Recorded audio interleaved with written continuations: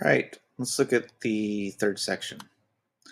So this one we're going to look at suburbs. Think redlining. A suburb is an urban residential area outside a central city. Um, Annexation is something here too that you should. It's basically where a city would take over suburbs. So, for example, Los Angeles took over something called the San Fernando Valley and made it a part of it. So it's where a city like expands and takes over the outskirts. This was once popular because people wanted to have the resources that a city had, like they wanted to be part of the city's water supply or trash disposal. But now more and more areas are wanting to not be connected with the city. They're wanting to be their own municipalities. Okay, issues. There's a lot of fragmentation with this, so that there's too much bureaucracy and it's hard to get things done. One solution to this has been smart growth, which is where cities have tried to take environmental concerns into account and develop things like bike trails and parks along with their development. So here's Chicago's annexations. You can see, if we go back, that was Chicago. And then each year, it's annexing or taking over, making these outskirts a part of the city. And then all the way up until 1990. And you can see here how it stretches out to the airport. This is what LA looks like too. LA has these weird little things that'll stretch out because it's what we've annexed. And then sometimes people don't want to be annexed. And they, like right there, they don't want to be a part of Chicago. St. Louis County. Instead of the possibility of being annexed by St. Louis, many residents of St. Louis County have incorporated their own municipalities. So in other words, they've created their own little cities. Kind of like how Pomona is a separate city from Los Angeles. So this would be downtown St. Louis here. And then each one of these doesn't want to be a part of this. So they've created their own little governments with their own school systems and law enforcement, basically their own separate cities.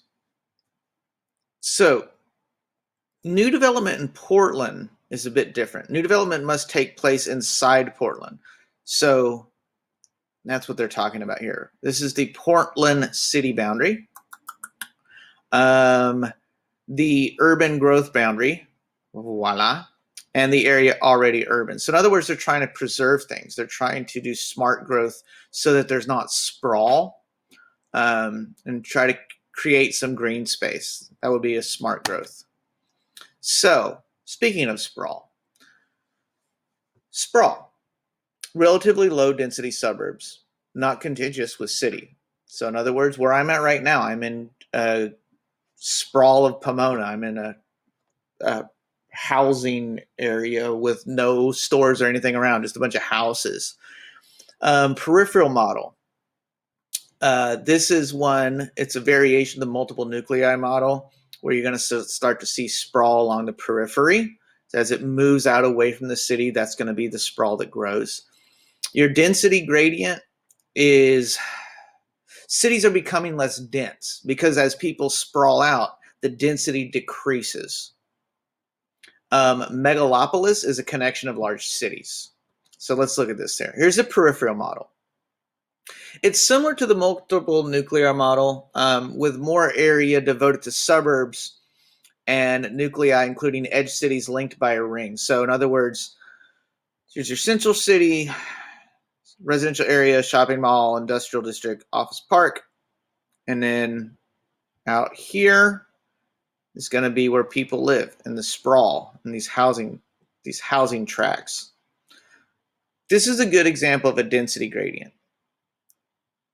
Look at the difference in over 100 years. Everyone used to live here, and it would get less dense as you went out.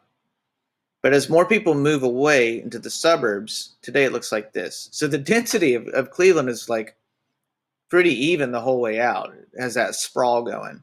So Cleveland had a strong density gradient with high densities at the center and low densities further out. Suburbanization flattened that. We went from everyone being downtown to suburban.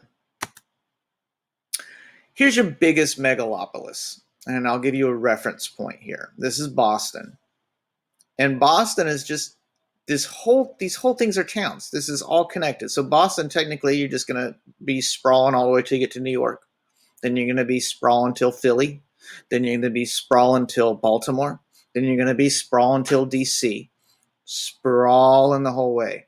And then we're a great example of that. You can get into, you can go from Santa Monica out to the middle of the desert, and you won't, like, it'll be houses the whole way. I got a great example. A great example here in California would be the San Diego. So imagine San Diego and Tijuana. Those are connected. Those are just this megalopolis. And then LA is almost connected to it. So in Southern California, we do have our own megalopolis. Suburbs, UK versus US. Land use planning in the UK directs new development to be contiguous with existing urbanization. So see this? See how it's separate?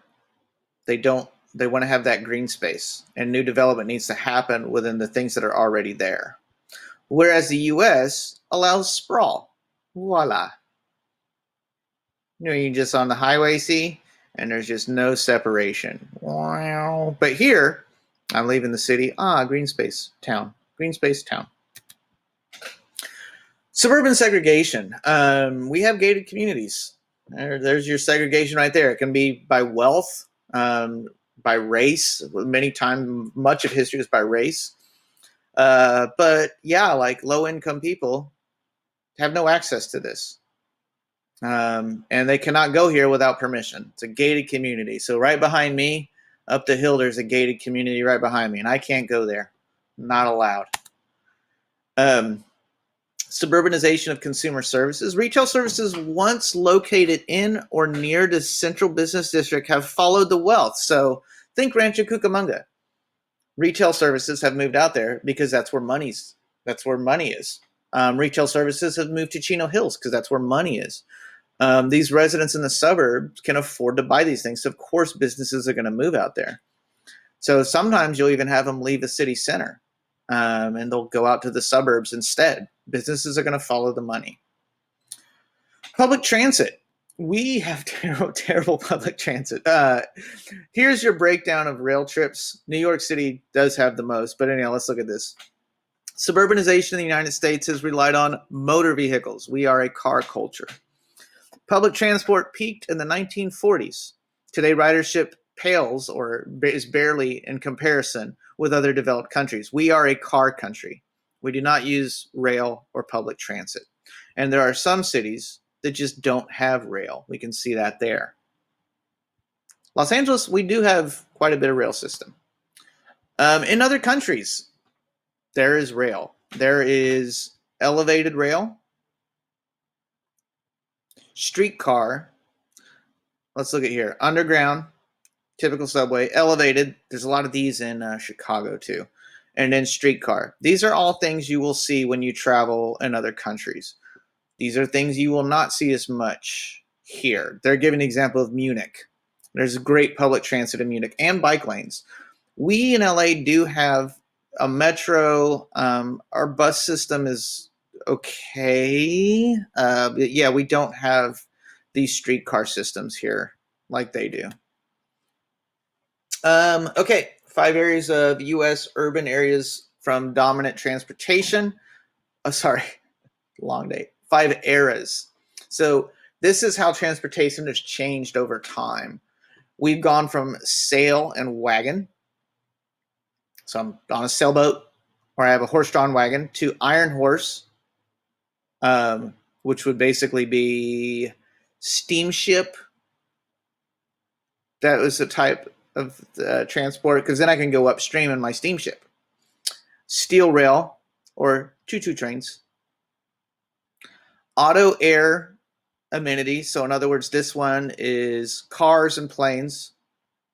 And then now jet propulsion, which is high speed.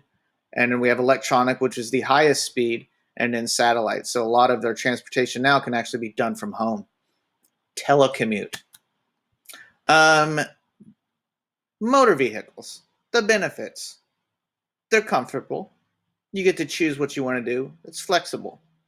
It seems like they're cheap, which once you get a car, you realize that is not true.